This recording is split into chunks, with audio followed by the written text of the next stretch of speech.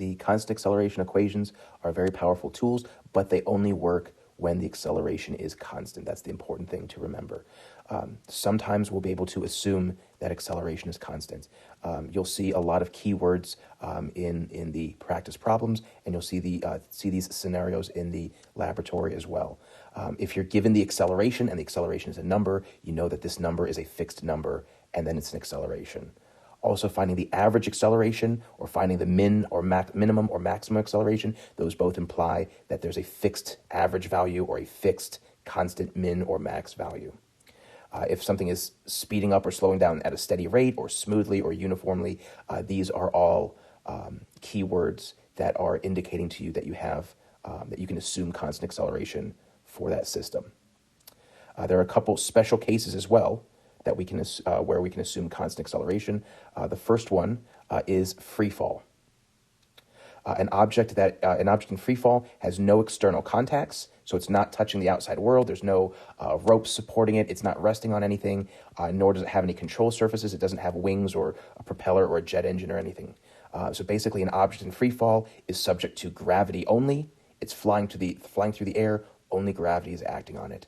The other way that you can model this, Mr. P from Flipping Physics calls this a vacuum you can breathe. So we're not worried about air resistance. We're not worried about wings or propellers or any outside contacts, just gravity. And so this object flying through the air is in free fall from the moment just after it's released. As soon as it breaks contact with the outside world, if the ball is thrown and it leaves your hand, or the object falls off a cliff, and the instant it breaks contact with the ground, it's in free fall until the instant just before landing, just before touching back down. Once the object comes in contact with the ground, that's not free fall anymore. That's an external contact, and so there's different physics we have to consider there. So this entire the flight just before or just after launch to just before landing is going to be free fall. And when we're in free fall, our acceleration is constant. Our acceleration is going to be negative g, where g is the free fall acceleration for Earth. G here is a unique constant for each celestial body, so we have a value of g here on Earth, but if you were on the moon or Mars or something, you'd have a different value of g. You'll see many different names for it. I'm going to call it the free fall acceleration. You'll also see it as the acceleration due to gravity. The object in free fall is flying through the air. It's not touching anything, and its acceleration is negative g. Note that g itself is a positive quantity, but the acceleration is negative g. It's g downwards.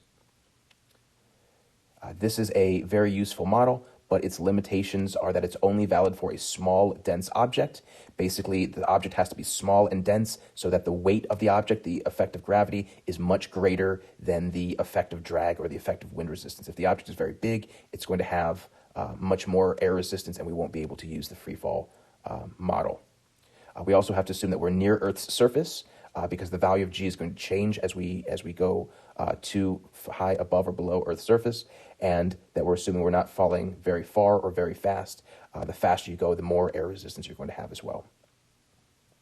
You may have seen different values of g. The ones that I'm going to use in Canvas are these two here, depending on whether we're in the SI or imperial systems. On quizzes and tests, if you want to use 9.81, that is acceptable. Related to free fall is motion on a frictionless ramp. If you are on a frictionless ramp, if you have an object on a frictionless ramp, that object is going to tend to accelerate downhill. And we're going to see that gravity is pulling this object straight down, and although the ramp is supporting part of the object, is keeping the object from falling straight down, this downhill component of its motion is due to gravity, and so its acceleration is related to the free fall acceleration. The acceleration in either case is parallel to the ramp, so this is still one-dimensional motion. It's just one-dimensional motion along a inclined axis. And so all of the kinematics for one dimension, all of the constant acceleration equations are still valid because this is still one-dimensional motion. And the acceleration along this frictionless ramp is going to be plus or minus g, the free fall acceleration, times the sine of phi, where phi is the angle of incline of the ramp. The plus or minus is there because depending on how you set up your axes, the particle is always going to accelerate downhill, but depending on how you set up your axes, downhill could be in the positive or the negative directions.